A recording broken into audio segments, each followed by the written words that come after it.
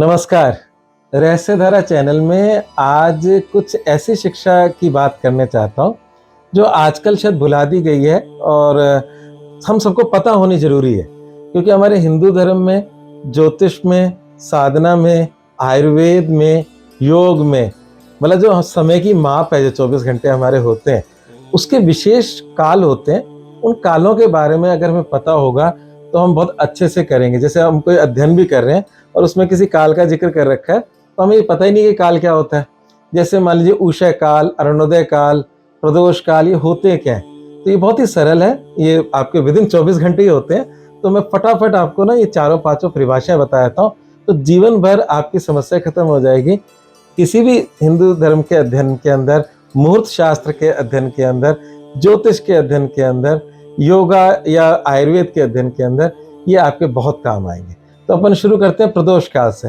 ये प्रदोष काल मतलब ज्योतिष के मुहूर्त में बहुत काम में आता है। जैसे दिवाली की जो पूजा होती है वो प्रदोष काल में होती है, तो उसमें प्रदोष काल में स्थिर लग्न और स्थिर नवमांश में होती है।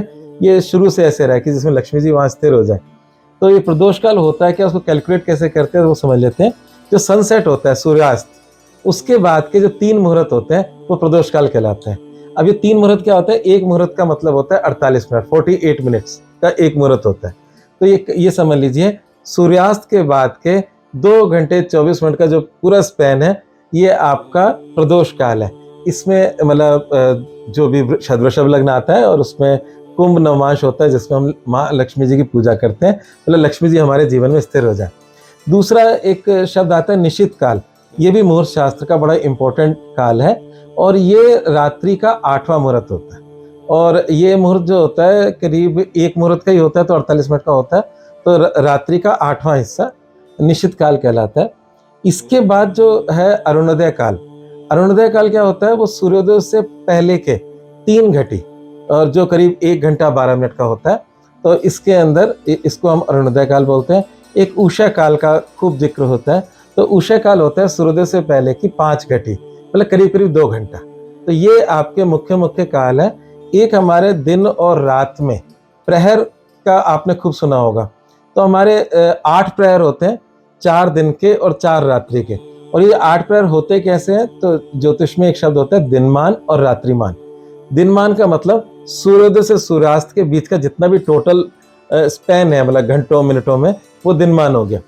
और सूर्यास्त से अगेन सूर्योदय तक का जो रात्रि का पूरा समय है वो रात्रिमान हो गया। तो पहले तो दिनमान का जो चौथा हिस्सा होता है वो एक प्रहर कहलाता है। तो इसलिए आपके दिन के 4 प्रहर हो गए, रात्रि के 4 प्रहर हो गए। तो इस प्रकार से 8 प्रहर का हमारे भारतीय शास्त्रों में जिक्र है। और एक चीज मैं अपनी तरफ से और बताता हूँ जो आपके लिए बहुत उपयोगी है, मतलब इन सबसे ज्यादा उपयोगी है ना। हमारे हिंदू शास्त्र के अंदर एक शब्द होता है संध्या। ये लोगों को थोड़ा सा कम पता है।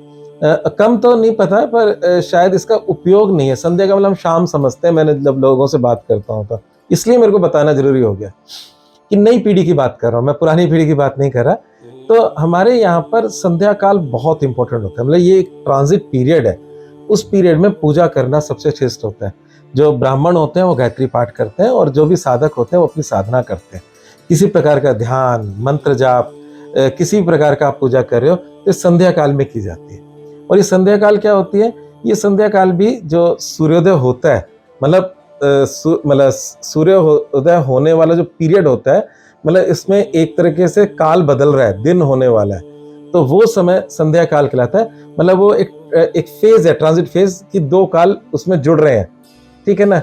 फिर मध्य दिन का जो समय होता है, तो उस समय मतलब दिन और शाम के बीच का जो समय होता है वो दूसरा संध्या काल है। और जब सनसेट होता है वो तीसरा संध्या काल है। और जो मध्य रात्रि होता है वो चौथा संध्या काल होता है।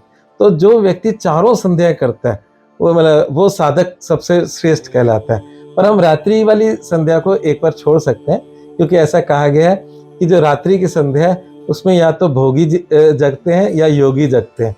तो योगी वाले तो संध्या की जिक्र मैं कर ही रहा हूँ, साधना वाले।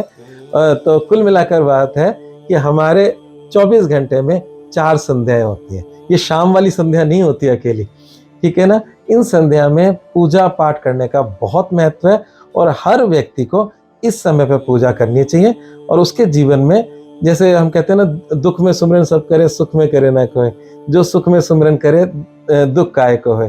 तो ये 4 संध्याओं में से कम 3 संध्याएं हर हिंदू को करनी चाहिए।